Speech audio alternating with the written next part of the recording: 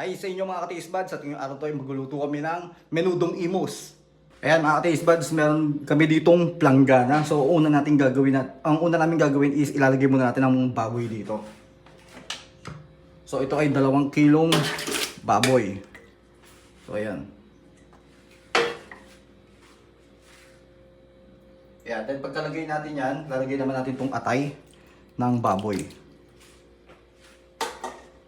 Then lalagyan natin yan ng, syempre, paminta. Kayo na bahala kung ganong kadaming paminta ang ilalagay nyo. So yung ginagawa natin yung istansyahan.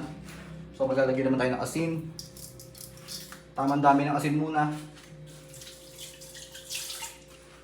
Maglalagay din tayo ng toyo. Huwag naman napakadaming toyo. Okay na yung ganyan. Madali naman magdagdag. Yan, then maglalagay naman tayo ng bawang. Lagyan natin ng bawang yan. Magtitira tayo ng bawang dahil para igigisa natin ito mamaya.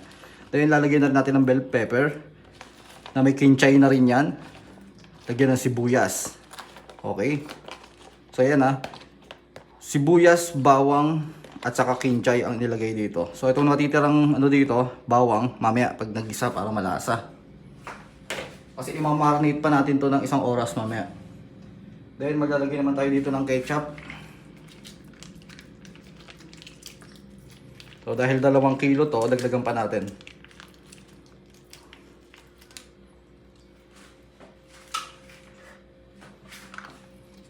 Dalawang ganyang kalaki. May ano.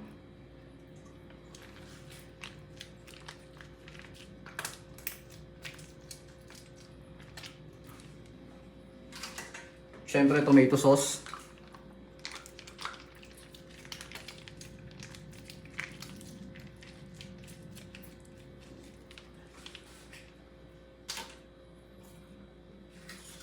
Maglalagay tayo ng keso. Hiwain nyo na lang. Para mas ano.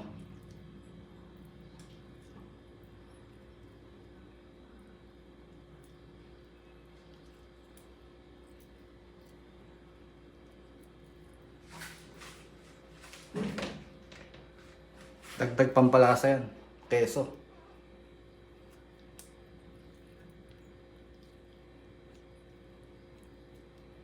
So ito nga pala yung style ng menudong imus. So pag menudong imus, huwag ay maglagay ng ng kalamansi.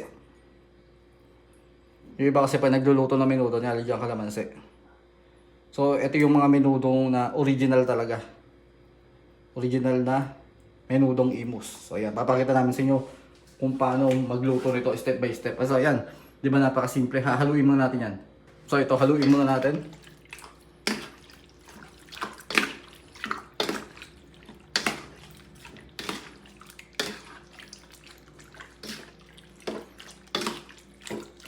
Yan, pagkahalo natin to, imamarinate muna natin yan ng 1 oras. Pero kung gusto niyo mas malasa, gawin niyo to ng hapon, then bukas niyo ng umaga iluto para magdamag siyang nakababad.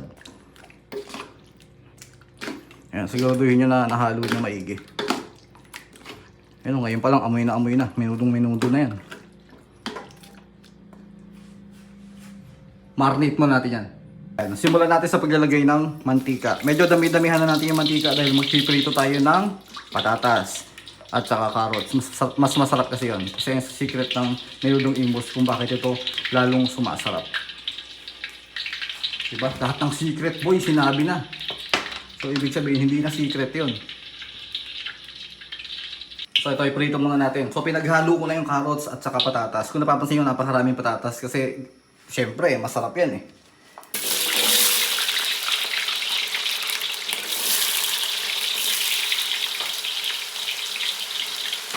Kapag iprito kayo ng ng ganito, ng patatas, huwag yung punuin para maprito siya ng maayos.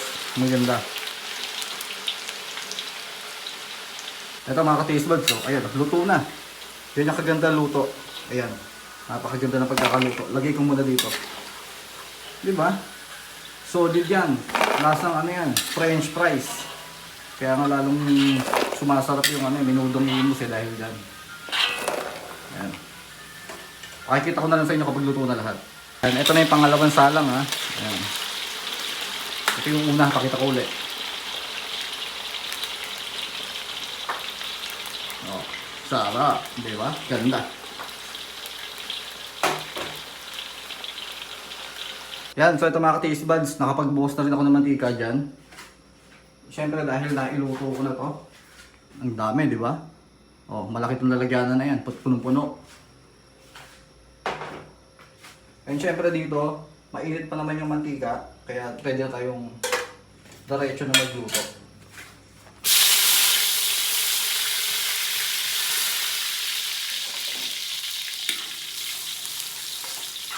Yan, medyo i-brown-brown muna natin ang bahagya itong bawang bago natin ilagay yung marinate natin kanina na baboy. Yan, kapag ganyan na, pabango na, ayun o, bilis, di ba? Dahil sa sobrang init ng mantika. Lagay natin to lahat.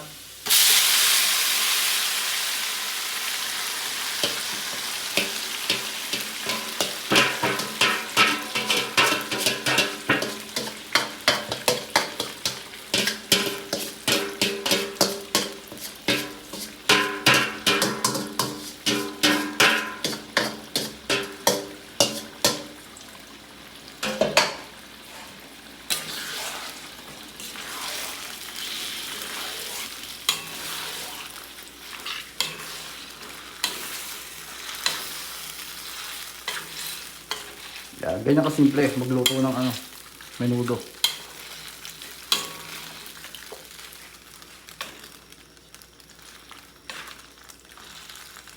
Basta huwag yung dadamihan muna yung toyo.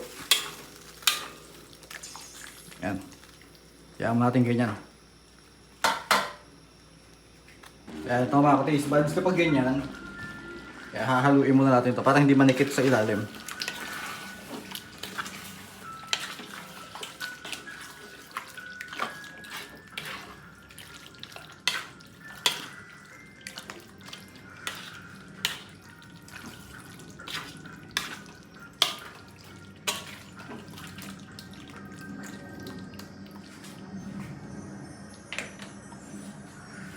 Ayan, so ito mga ka-taste buds, sino nyo, nagmamantika ng ibabaw mo, patutuyuan pa natin yan. Hahaluin muna natin ito dahil maglalagay na muna ako dito ng rino. Tignan nyo, medyo nanikit-nikit, kaya kailangan natin talaga yung haluin. Kasi pag yun nasunog yung ilalim, hindi magiging maganda yung amoy ng menudo. Kaya kailangan niya, may nyo hinahalo. Para hindi manikit. Hawakan nga natin ito dito. Para nahahalo natin na maayos. Nakukuha natin yung ilalim. Yan. Lagay na natin tong liver spread.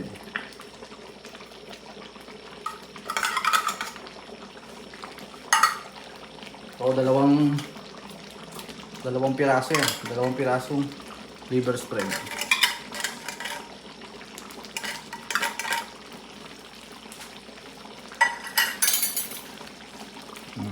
Ngayon haluin lang natin na ganyan yan. Pag ganyan na yung niluluto niya, pwede niyo nang ilagay yung liver spread. Then tuloy-tuloy na natin yung pakukuluan hanggang sa patutuyuan pa natin yan.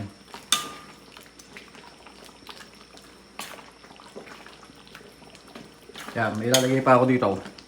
Sasabayin na natin, kunin ko muna yung pasas. So ito yung pasas. Hindi naman natin ilalagay lahat yan. Maglalagay lang tayo ng tamang dami ng pasas. Siguro kalahati nito. Ito isa sa importanteng sahog ng menudong imus, ang pasas.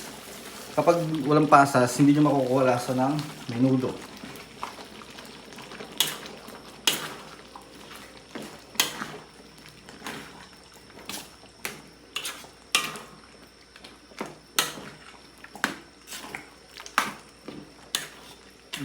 Di ba? Ang ganda ng pagkakaluto.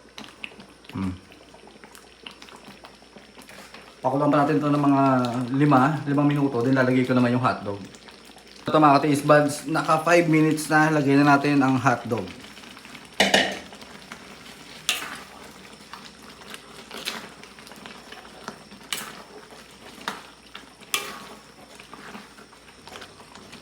Yan, at pagpatuloy natin ang pagpapakulo.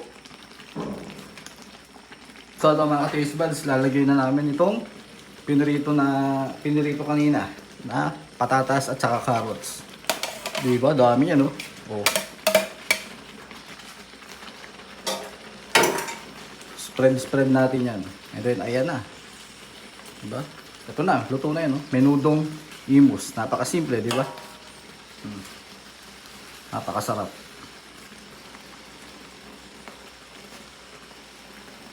Kaya yan mga ka-taste buds, so kung gusto nyo rin matuto ng ganito, napakasimple na style ng pagluluto niyan. Kaya subukan nyo na rin yan. Nagmamanti-mantika pa yan.